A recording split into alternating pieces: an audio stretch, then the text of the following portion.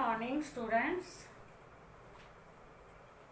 मैं चंद्रकांता आज आपको कक्षा 8वीं से वसंत भाग 3 पुस्तक का पाठ नंबर 2 लाख की चूड़ियाँ, जिसके लेखक हैं श्रीकांता नाम। तो लाख की चूड़ियाँ इस पाठ के बारे में आज मैं आपको समझा रही हूँ। यानी पाठ पहले हमने पढ़ लिया है, इससे पहले के वीडियो में पाठ का जो सार था मैंने समझा दिया। अब उसके पाठ के पीछे जो प्रश्न दिए गए हैं उनके उत्तर मैं आपको समझा रही हूँ। तो पहले की दोनों वीडियो बच्चों ने देख ली होंगी, और यदि आपने नहीं देखी है तो वो देख लें। तो आज हम इसके प्रश्न हैं उनके उत्तर समझेंगे। तो इसमें पाठ का पहला प्रश्न है, बचपन में लेखक अपने मामा के गांव बड़े चाव से क्यों जाता था। अब आपने वीडियो देखी है, पाठ का सार समझा है, तो आपको पता ही होगा क्यों जाता था मामा के गांव बड़े चाव से। क्योंकि वहाँ बदलू नाम का एक व्यक्ति था जो उसे बहुत अच्छा लगता था, और वह उसे यानी लेखक को लाख की रंग बिरंगी गोलियां बना करके देता था। इसलिए लेखक अपने मामा के गांव बड़े चाव से जाता था, क्योंकि जब वो वहाँ से आता था तो उसके पास बहुत से रंग बिरंगी गोलियां होती थी जो वह दूसरे बच्चों को भी दिखाता था और खुद उनसे खेलता था, तो उससे बड़ी खुशी मिलती थी। तो क्या बना उत्तर, बचपन में लेखक अपने मामा के गांव बड़े चाव से इसलिए जाता था क्योंकि वहाँ बदलू नाम का एक व्यक्ति था जो लेखक से बहुत प्रेम करता था, लेखक भी उसे बहुत पसंद करता था। वह लेखक को रंग बिरंगी लाख की गोलियां बना करके देता था। दूसरा, लेखक बदलू को मामा न कहकर काका कहकर क्यों बुलाता था। लेखक बदलू को मामा न कहकर काका कहकर बुलाता था। वैसे तो रिश्ते में, क्योंकि वो उसके मामा का गांव था, तो वहाँ के जो लोग थे उनको मामा मौसी कहकर ही बुलाएंगे। तो वो ऐसे ही हो जाता है ना, नानी के यहाँ जाते हैं, ननिहाल जाते हैं, तो उन्हीं रिश्तों से हम बुलाते हैं। लेकिन लेखक बदलू को मामा नहीं कहता था बल्कि काका कहता था, क्योंकि गांव के सभी बच्चे जो कि लेखक के मित्र थे वो सभी बदलू को काका कह करके बुलाते थे। तो उनके साथ मिलकर के लेखक भी बदलू को काका कह करके बुलाता था। तीसरा, वस्तु विनिमय क्या है। विनिमय की प्रचलित पद्धति क्या है। वस्तु विनिमय, विनिमय होता है लेन देन, ठीक है। तो वस्तु में विनिमय, वस्तुओं का लेन देन, यानी किसी वस्तु के बदले में वस्तु खरीदना, ये होता है वस्तु विनिमय। यानी वस्तु देकर के ही वस्तु खरीदना। जैसे बदलू जो चूड़ियाँ बेचता था ना, लाख की चूड़ियाँ, तो वो पैसों से नहीं बेचता था। गांव के लोग कोई उसे गेहूं देता, कोई चावल देता, कुछ भी अनाज दे देते या कुछ कपड़े दे देते, उसके बदले में वो चूड़ियाँ खरीद लेते थे। तो वस्तु विनिमय है किसी वस्तु के बदले वस्तु खरीदना, वस्तु देकर ही वस्तु खरीदना, पैसे से नहीं। लेकिन विनिमय की प्रचलित पद्धति क्या है। आज हम चीज़ खरीदने के लिए जाते हैं तो कैसे खरीदते हैं, पैसे देकर के। तो विनिमय की प्रचलित पद्धति क्या हुई, पैसा। तो दोनों प्रश्नों का हो गया।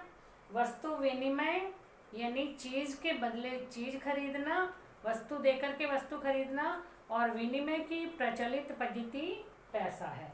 आज पैसा देकर के हम चीज़ खरीदते हैं, सामान खरीदते हैं। अब ऐसा नहीं है कि जाके हम थोड़ा सा उसको गेहूं दे दें या कुछ और दे दें और जाके सामान ले आए उसके बदले में। अब ऐसा नहीं होता, अब पैसों से ही लेन देन होता है। मशीनी युग ने कितने हाथ काट दिए हैं। इस पंक्ति से लेखक ने किस व्यथा की ओर संकेत किया है। मशीनी युग ने कितने लोगों के हाथ काट दिए हैं, मतलब जो लोग हस्त कलाओं से यानी जो हाथों से अपना काम करके परिवार का गुजारा करते थे, तो जो वही काम मशीनों से होने लग गया है तो उन लोगों के हाथ कट गए, यानी उनका धंधा चौपट हो गया है। तो इसलिए मतलब मशीनी युग ने बहुत से लोगों को बेरोजगार कर दिया है, बेकार कर दिया है। अब सारे काम जो पहले हाथों से होते थे, लघु उद्योग लगाए जाते थे जो घर पे बैठ के लोग करते थे, अब वो नहीं होते हैं। अब सारे काम मशीनों से होने लग गए हैं, जिससे बहुत से लोगों जो उनके लघु उद्योग थे वो बंद हो गए हैं, उनका धंधा चौपट हो गया है और घर का गुजारा करना भी मुश्किल हो गया है। फिर है बदलू के मन की ऐसी कौन सी व्यथा थी जो लेखक से छिपी ना रह सकी। आपको बताया था कि लेखक जब कई सालों के बाद बदलू के घर पे गया था तो बदलू चारपाई पर लेटा हुआ था। तब लेखक ने उसे देखा जो बहुत कमज़ोर हो रखा था और ना और खांसी कर रहा था। तब लेखक को लगा भी क्या कारण हो गया, इतना कमज़ोर भी हो गया, बीमार भी रहने लग गया। तो बदलू के मन की जो बदलू का धंधा चौपट हो गया था, उसका धंधा बंद हो गया था, अब वो कोई काम नहीं करता था, उसने लाख की चूड़ियाँ बनानी बंद कर दी थी। बदलू के मन का ये दुख जो था वो लेखक से छिपा नहीं रह सका। उसकी हालत को देख करके लेखक ने अंदाज़ा लगा लिया था कि बदलू की जो जीविका का साधन था लाख की चूड़ियाँ बनाना, वो अब नहीं हो रहा है, क्योंकि उसके पास कुछ भी सामान नहीं पड़ा था वह जिससे वो चूड़ियाँ बनाता था। वो चुपचाप से लेटा हुआ था। तो कौन सी व्यथा लेखक से छिपी ना रह सकी?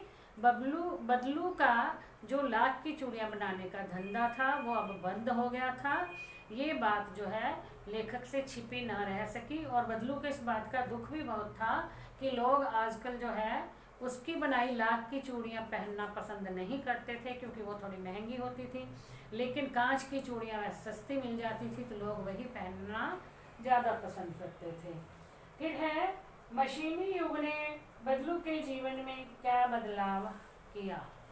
मशीनी युग के कारण बदलू का जीवन पूरी तरह से बदल गया। बदलू अपने हाथों से लाख की चूड़ियाँ बना कर के बेचता था और अपने परिवार का गुजारा करता था।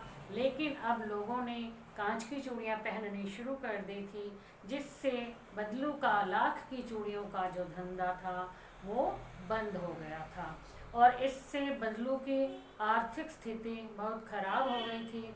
अब उसके घर में खाने के लिए जो है बड़ी मुश्किल से मिल पाता था, क्योंकि उसने घर में जो गाय रखी थी वो भी बेच दी थी, क्योंकि गाय को खिलाने पिलाने के लिए उसके पास पैसा नहीं था। तो इसलिए जो मशीनी युग आया उसने बदलू के जीवन को पूरी तरह से बदल के रख दिया था। उसका जो छोटा सा उद्योग था वो उसका बंद हो गया था। तो बच्चों ये 6 प्रश्न हैं।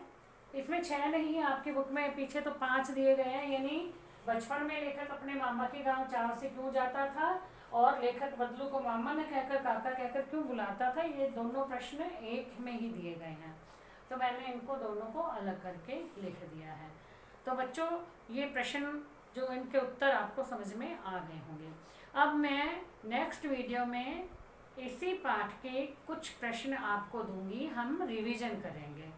तो मैं छोटे प्रश्न आपको जो है यहाँ पे लिख के दूंगी, आप जो है उनके उत्तर स्वयं लिखेंगे। आपको वीडियो देख के पहले फिर उनके प्रश्नों के उत्तर लिखेंगे और घर पे ही चेक करवाएंगे और पता चल जाएगा कि आपको याद हो रहे हैं या नहीं, आपको समझ में आ रहा है या नहीं। तो आज के लिए बच्चों इतना ही।